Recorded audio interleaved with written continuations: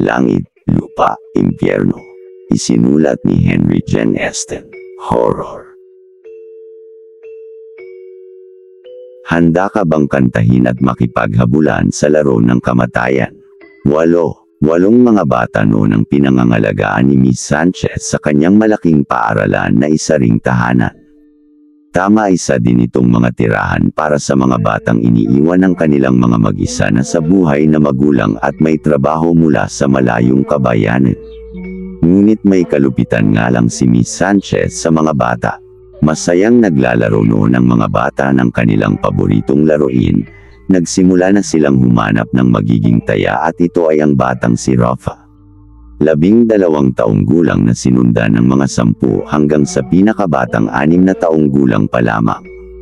Lalaruin nila ngayon ang langit, lupa, impyerno na kapag nasa mataas na bagay ka o anuman na nagsisilbing tantungan ay ikaw ay nasa langit, at kung nasa lupa ka naman ay hahabulin ka ng matataya at sa kanya sasaksakin sa puso yung tumatakbo hanggang sa magkaubusan ng itataya yung nanghahabol. Ayon sa mga matatanda, ang humabol daw para saksakin yung mga tumatakbo ay demonyo na dadalhin ang nasaksak sa impyerno, kaya iyon tinawag na langit, lupa, at impyerno na laro. Nagpasalin-salin ngayon sa maraming bersyon ang laro na ito, kaya kung iba man ang malalaman mo dito. Marahil ito ay isa din sa salin na bersyon ng kinilalang laro. Langit, lupa, impyerno, impyerno, saksak, puso, tulo ang dugo, patay, buhay, umalis ka na sa pwesto mo. Mariing itinuro si Rafa, kaya naman siya ang hahabol sa kanyang mga kalaro ngayon na nagagawang magpalipat-lipat ng tantungunan na kilalang langit sa laro. Masayang masaya sila sa paghahabulan at nilalaro. Ngunit maya-maya lamang ay nakaramdam si Rafa noong parang kanina pang may nagmamasid sa kanila. Napahakbang siya noon para lumapit, nang tawagin naman siya ng mga kaibigan kaya mariing bumalik at saka siya ay nagtataka. Tumigil ang laro. Napansin kasi ni Rafa na nawawala yung isa sa kaibigan niyang si Eugenio.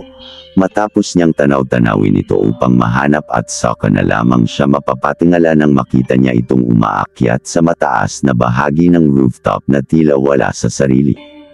Kilala niyang tahimik si Eugenio, kaya madalas talaga mapag-isa lang ang kaibigan sa tuwing miss nito yung ama niya, ngunit syempre narito si Rafa, tinutulungan niya ito na makisama, kaya hindi na siya nag-alinlangan na sundan ito para kausapin o dahil na sumali sa laro nila. Tara, maglaro tayo doon, maglaro tayo langit, lupa, impyerno. Pag-aaya kay Eugenio. Ngunit isang matinding trahedya ang mangyayari, mahuhulong yung dalawa mula sa rooftop. Bali-bali ang buto ni Eugenio at wasak ang bungo, pero ang nakakapagtaka ay bihirang nagtamo lang ng sugat si Rafa at maayos ang kalagayan niya. Lubos na dinamdam ng lahat ang pagkamatay ni Eugenio maging ang ama nito, pero ang lahat ay natatapos din at lumilipas. Mula sa masayahing Rafa naging tahimik siya, parating mapag-isa, at nagkukulong sa silid. May isa pang hindi maintindihan, simula nang makabalik sa pangangalaga ni Miss Sanchez muli si Rafa na galing sa hospital ay madalas nagkakaroon ng sunog kung saan naroon yung bata at saka na lamang siya makikita na nakamasid sa apoy at bahagyang ngingiti. May minsang didisiplinahin siya noon ni Miss Sanchez, nais siya ikulong nito sa bakanahe upang magtanda sa ginagawa nitong paninira sa mga gamit ng mga kasamahan niyang bata. Ngunit magugulat na lamang noon si Miss Sanchez nang makita niya ang mga mata nitong nanlilisik sabay may maglilihab na apoy sa kanyang gilid.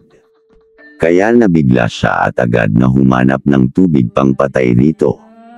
Pinagmasdan ni Miss Sanchez si Rafa, at saka na lamang siya napaatras noon at naisip ang huwag nang gagalawin ng bata nang tila mamalikmata siya nang makitang may mga sungay ito. Kasagsagan ng malakas na pagbagyo, pinatawag si Miss Sanchez sa kabayanan. Ngunit hindi na siya makaalis-alis pa dahil sa pagtaas ng baha sa nasabing bayan. Samantala naman ay naging madilim ang bahay na tinutuluyan ng mga bata. Wala silang maririnig kung hindi ang pagkulog at kidlat. Gabing-gabi na at wala parent si Miss Sanchez, suot ang kanilang mga pangtulog na nakahiga sa kanilang sariling mga kama, sa isang malaking kwarto. Takot na takot ang mga bata at nagsisigaw sa tuwing tatama ang malakas na pagkulog at kidlat, tanging gasera lamang ang nagbibigay liwanag sa madilim na kasilida. Maririnig ng mga bata na humahajijek ng tawa si Rafa sa gilid ng higa nito, tinitignan sila at saka na lamang tatanungin ng mga kaibigan kung hindi ba ito nanatakot. Umiling-iling lamang si Rafa at saka ito tumayo at naglakad sa harapan nila. "Nais nyo bang maglaro?" tanong ni Rafa na may masamang tingin ngunit hindi makikita sapagkat natatakpan ng dilim. "Laro," paninigurado ni Tiffany, isa sa mga batang babae. "Tama, maglalaro tayo ngayon." Tugon niya at saka pa siya naglakad-lakad habang nakalagay ang dalawang kamay mula sa kanyang likuran. At saka mamataan na may tinatago na siyang matalim na kutsilyo mula bulsa ng suot nitong pambabang kasuotan. Ngunit Rafa, napakadilim kaya. Salita naman ni Orland, isa muli sa 6 na mga bata ngayon. Ngumiti ng bahagya si Rafa sa tinura ni Orland. "Hindi ba't magiging mas masaya iyon? Huwag kayo mag-aalala, magbubukas naman tayo ng mas marami pang gasera." Muling tugon ni Rafa at saka sandaling natahimik ang mga bata sa silid.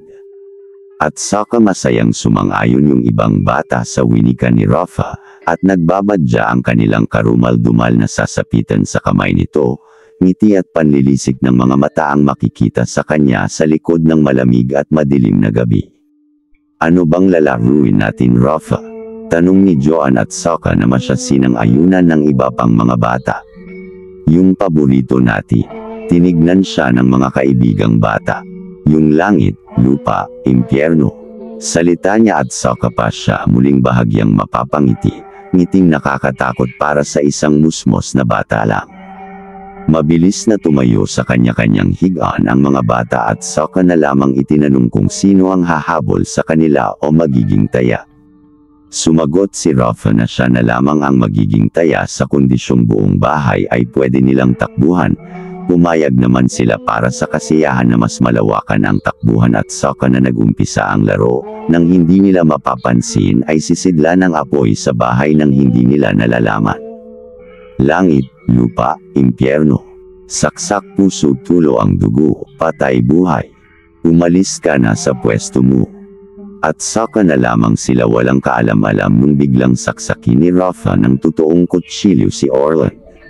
Saksak puso, dugo mo'y tumutulo.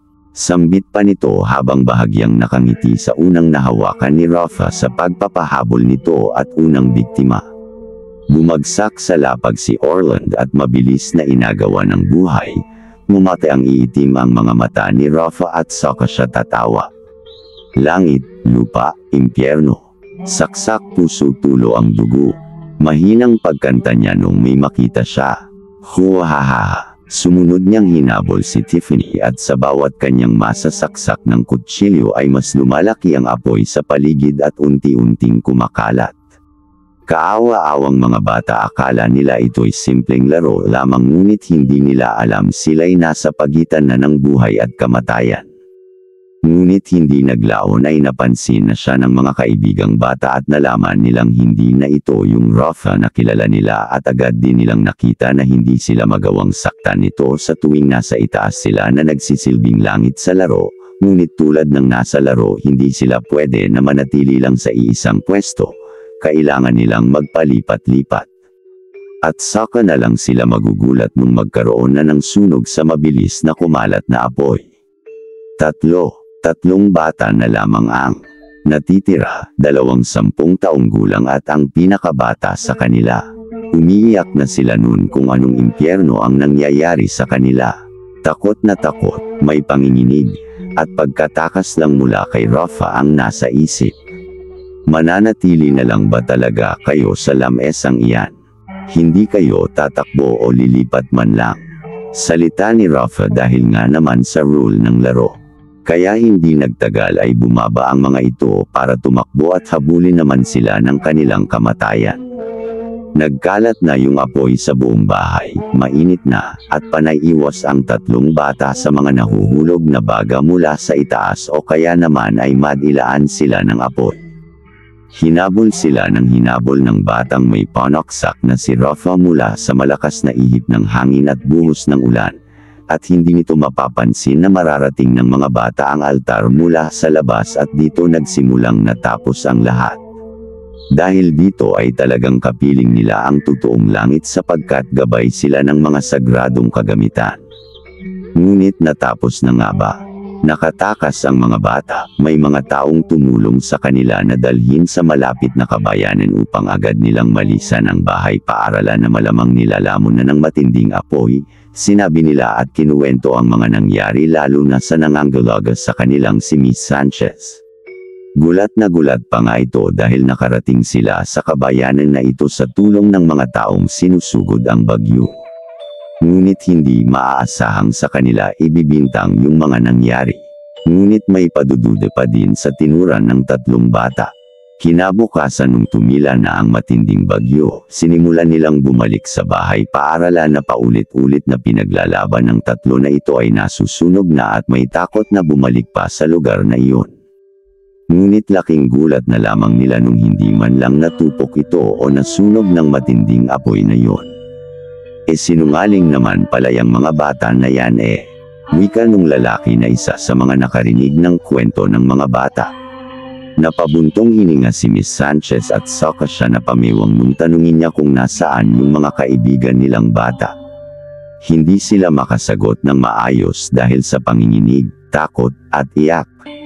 Ngunit manlalaki na lamang ang mga mata ng mga bata at magsisimulang magiyakan ng malakas nung makita nilang yung mga kaibigan nilang nakasilip mula sa bintana. Tinitignan sila ng mga ito mula sa baba at saka na lamang sila mas magwawala nung pumunta sa harapan ng mga ito si Rafa at saka siya bahagyang ngingiti at titingin ng masama. Tingin at ngiti na bebon sa alaala ng tatlong bata. Ayaw nang bumalik ng tatlo sapagkat alam nilang ang mga ito ay hindi na yung mga kaibigan nila.